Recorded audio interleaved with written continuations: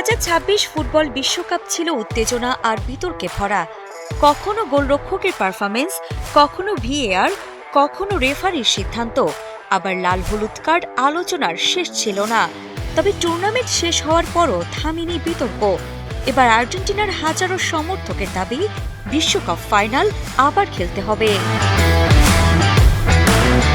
19 July new ইয়র্কে MetLife স্টেডিয়ামে অতিরিক্ত সময় ফেরান তোরেসের একমাত্র গোলে আর্জেন্টিনাকে 1-0 ব্যবধানে হারিয়ে দ্বিতীয়বারের মতো বিশ্ব চ্যাম্পিয়ন হয় স্পেন। কিন্তু শিরোপা নির্ধারণে সে ম্যাচ ঘিরে বিতর্ক এখনও চলছে। Change.org-এ আর্জেন্টাইন সমর্থক গিসেলা সানচেজের করা এক পিটিশনে ইতিমধ্যে 65,000-এর বেশি মানুষ স্বাক্ষর করেছেন। তাদের অভিযোগ, স্লোভেনিয়ান রেফারি স্লাভকো ভিনচিচের কয়েকটি সিদ্ধান্ত ম্যাচের ফলকে প্রভাবিত করেছে। তাই ফিফার কাছে তাদের দাবি ফাইনাল পুনর্নির্বাচন করে ম্যাচ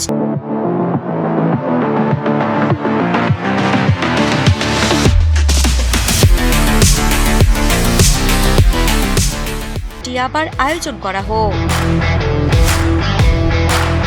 তবে অভিযোগের পক্ষে কোনো যাচাইকৃত প্রমাণ উপস্থাপন করা হয়নি। ফিফার নিয়ম অনুযায়ী কেবল ব্যতিক্রমী পরিস্থিতি বা খেলার নিয়ম প্রয়োগে গুরুতর ত্রুটি প্রমাণিত হলেই কোনো ম্যাচ পুনরায় আয়োজন করা যায়। ইতিহাসে এমন নজির আছে 2006 সালে উজবেকিস্তান বাহরাইন বিশ্বকাপ বাছাই ম্যাচে। তবে শুধুমাত্র বিতর্কিত রেফারিংয়ের কারণেই বিশ্বকাপ ফাইনাল পুনরায় খেলার কোনো নজির নেই। 2022 সালের ফাইনালের পর ফরাসি সমর্থকদের 2 লাখের বেশি স্বাক্ষরযুক্ত পিটিশনেও সাড়া দেয়নি ফিফা।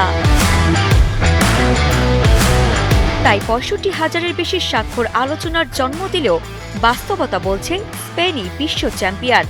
মাঠের লড়াই শেষ হলেও বিতর্কের ম্যাচ এখনও চলছে।